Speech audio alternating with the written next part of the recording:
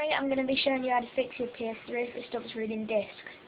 Okay, so if your PlayStation's turned on, turn it off so it's left on standby with the red button.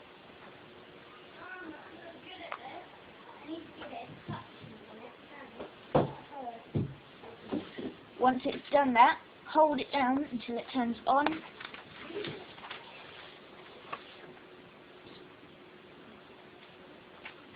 And then off. Once you've done this, hold it down again until you hear 2 beeps.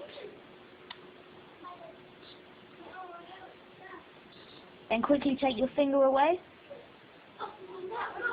and on the screen it should come up saying connect the PlayStation controller. So once you've done that, 6 options will come up, and pick number 4. And once you've done this, you might lose some of your data, but it should fix reading discs. Okay, thank you.